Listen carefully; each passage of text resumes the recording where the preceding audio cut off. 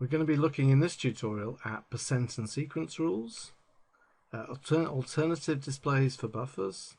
We're going to introduce a breakdown for a machine. We'll also look at some of the other tabs in the designer elements palette. So we're going to begin and we're going to build a model from scratch again. So I'm going to bring a part into the model again, and I'm going to rename it this time crossbeam, and I'm going to go into the properties and change it from passive to active, and we're going to have a part arrive every 25 time units. Click elsewhere, click away, and that's written away. Going to bring a buffer in, and I'm going to rename that B1. Hit return to write that away. Then I'm going to go to the manufacturing pack. Now before I do that, let's just have a quick look at some of the other designer elements on this palette. We have the basic set that we've used in the past two tutorials of just parts, buffers, machines and labour. We haven't actually used labour yet, but that will be where we need to use a resource, either human or physical, to perform various tasks, and especially useful where resources are spread across different machines or different tasks that they need to do. Then we have a transport tab. This has different conveyors, paths, vehicles and tracks, and power and free elements, quite a specialised area of witness. A lot of different logistical operations, and there are several examples in the Learning Witness books, access from the start page, that will help you get to grips with how these are used in different models. We have a data tab that has a lot of variables, distributions, user-defined distributions, functions, attributes, shifts, modules, and flat file access.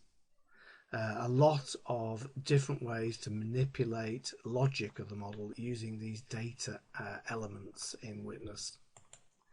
The continuous elements in Witness, so you can model flows of liquids into tanks and through processors and through pipes.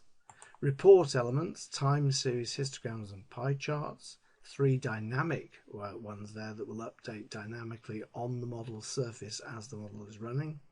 And then a flexible report element, very flexible in generating different tables or charts.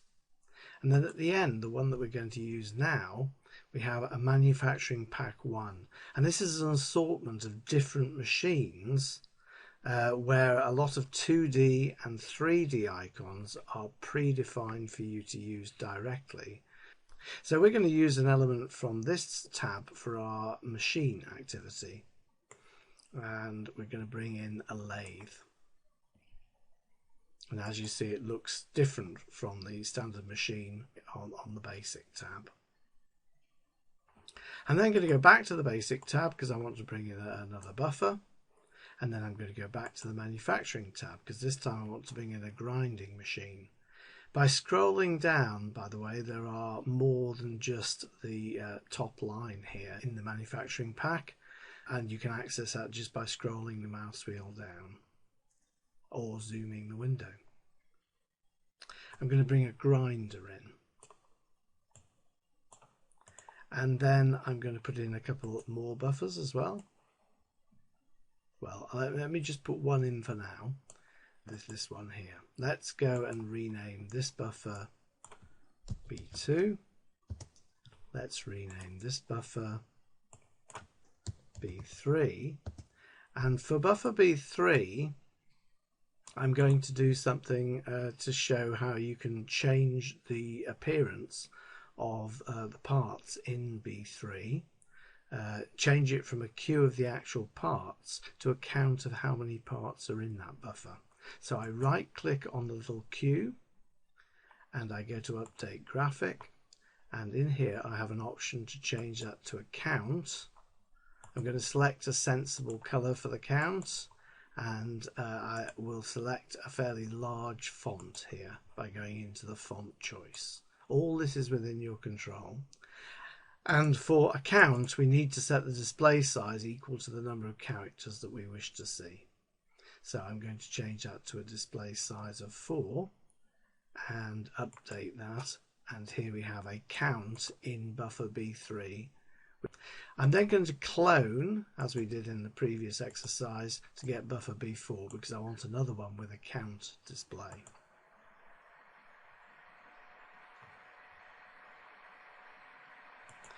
Now we'll set the rules for moving between the elements, and if I click on the visual output rule here for the part, we already set it to be active arrivals, but we'll push into buffer B1.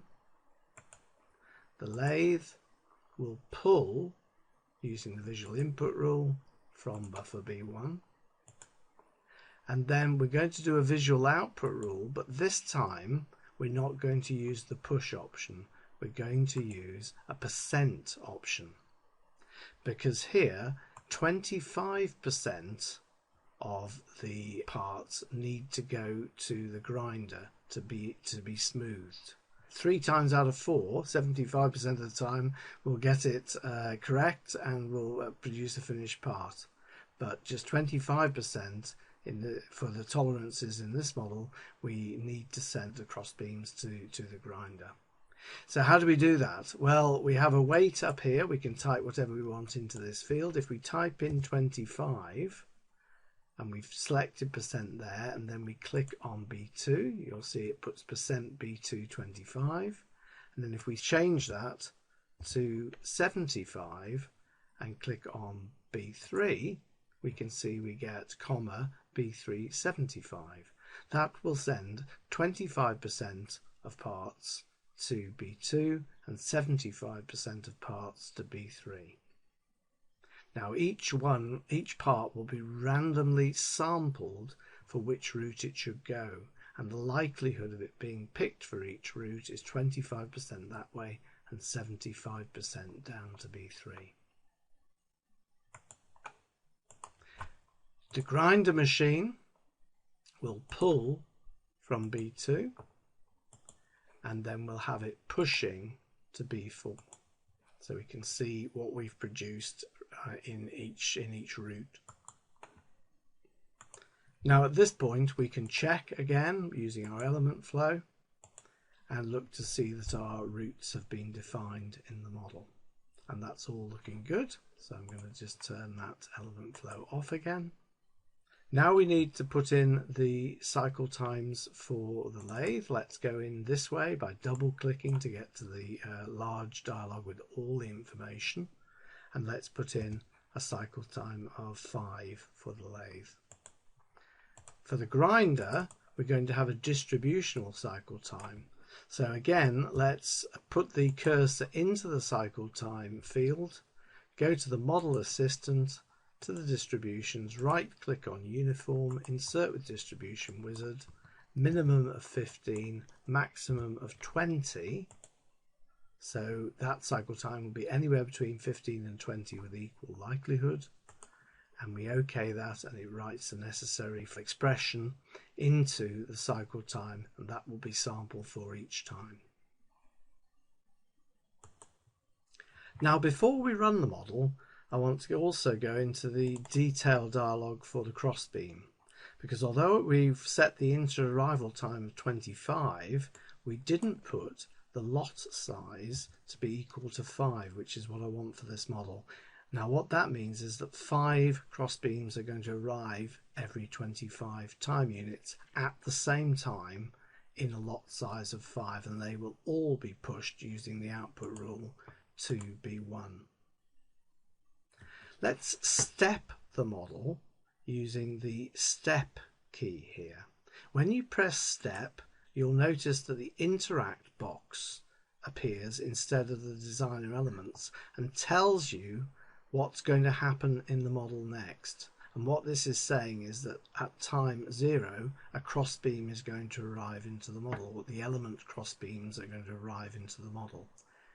Click once, either in the model window or in the interact box, and that event happens. and it tells us exactly what's happened. So crossbeam has been output to B1. That happened 5 times if we just scroll back up the interact box here a little bit. Then the crossbeam was input. One of the crossbeams was input to lathe 001 from B1, and then we have a time update. And we can see that the machine here, you can see by the green colour, if we just zoom in a little bit and scroll over, the green colour there of the status icon for the lathe shows that that lathe is busy right now. Let's step on. That sample obviously was down to B3. The next part that's come in, the next one's gone across to B2 and will get taken into the grinder. So now both machines are busy. And we can step the model through like this and see what will happen. Now we know at time 25 the next set of 5 crossbeams will arrive, and if we carry on stepping through, then we get to see what happens at every timing point in the model. This stepping through carefully and checking the logic is a very useful way of making sure you've got the model that you want. Here we can see that the grinder is now not busy because it hasn't got any parts in B2 to select. Let's now run the model for a time of 5,000. So let's type 5,000 in the box down here for the alarm. Make sure the background of the alarm button is on, and let's just batch it forward to time 5,000. Now we can see that the proportions in B3 and B4 are roughly 3 to 1, which tells us our percent rule is working. We wouldn't expect necessarily exactly 75% in B3 and 25% in B4 because each part is sampled randomly, with that each having the likelihood of 25% to go to B2 and 75% to go to B3. That puts into the model a certain amount of variation that will tend over time to the proportions of 75 to 25, but in any individual time interval might be considerably different from that. Let's have a look at the statistics. Let's do that by netting the elements, right-clicking on one of them and picking statistics. And here we can see, let me just make the dialog a little bit smaller, 1,005 parts have entered. None have been shipped, and that's because in this model we've kept everything in the model in the buffers B3 and B4. We haven't shipped anything out. The buffers are kind of in a very interesting area here. The maximum sizes of B1 and B2 are definitely of interest. Maximum of B1 has been 5, which is the 5 arriving at once. That's been the maximum that we've had in there. That's a fairly regular occurrence unless lathe 001 is blocked. But the maximum in B2 has been 8. And let's remember that because we're going to move forward and do some other experimentation. Let's have a look at the busyness of the various machines, and we can see that the lathe is 100% busy. The grinder is less than 90% busy, and that's because its average of that uniform distribution, 15 to 20, is only about 17.5 minutes, which means it has a little bit of leeway when it's only going to be doing 25% of the parts that are going through the model. However, let us now introduce a breakdown on the grinder. So I'm going to double click on the grinder, and you'll see on the machine dialog there are many tabs that add extra information in addition to the information that's on the general tab. We can add setups to the machines, and we can do various costings, fluid rules, shifts, etc. We're going to go to the breakdowns tab, and we're going to use this button here to add a line to this grid. Now, machines can have many different breakdowns for different reasons. It is quite common to have more than one breakdown on this tab in many real situations. I'm going to delete 4 of those by hitting the X button, marking them up and hitting the X button. And then you can give it a description for the breakdown. So we could say that the breakdown might be down to motor failure. And then we can choose different modes of breakdown. You can choose either number of operations, available time, or busy time. Here, let's pick busy time. And then you need to define what is the time between failures. Now, this is often a random event as well. I'll just type it in here. Again, I could use the wizard, which I've used before, but I'm going to type in somewhere between 20 and 30 minutes. We are going to have a breakdown occurring, and that breakdown is quite easily solved. It just takes a minute's resetting of the motor or rejigging of the motor in some way until it's repaired. Again, that repair time could also be distributional, and you can see there's various places to put labour rules here to apply resources to be used on that repair. And there's also various options whether you want to output the part at this point. If you don't do anything to the part, it will just carry on being processed when the breakdown is repaired. Now we're also going to uncheck this box, which is to check only at the start of a cycle for whether a breakdown can occur. So the breakdown in this instance is going to happen whenever that busy time sample is reached. For the first breakdown, Witness always halves the sample value. It's an arbitrary choice really, because you could be anywhere when you start the model in that cycle of breakdowns. So what we do is we always halve the first sample time. So our first sample time will be somewhere between 10 and 15 time units for the first breakdown, but every subsequent one the gap will be 20 to 30 minutes of busy time before a breakdown occurs. Let's come out and let's step through the model and let's see the breakdown occurring. So we have quite a lot of events to go through here before we get a breakdown occurring. There's our first part gone into the grinder machine. We know that at some point a little bit further on the breakdown is going to occur, and when it does break down we see the status icon change to the red colour that indicates the broken down state. Let's stop the model here, so I'll just stop the model. And another very useful thing in Witness is what's called the explode report. I can right click on the grinder machine anywhere and I can choose the word explode here, and that will tell me what is happening to that model at this point. It will tell me that it's broken down. It was in its first cycle if it was a multi-cycle machine. There is a part called crossbeam at the point, and that it has an icon of 131, has these length, widths and heights, etc. So it tells you a lot about what's going on at the particular element that you explode. If we explode the lathe here, we can see that's busy and it has a crossbeam there as well. So very, very useful to see that kind of information. If we run the model on, of course, we'll see the repair happens and the model gets, and the machine gets back to its normal cycle of busy and idle. So having introduced that breakdown, will that have a big effect on our results?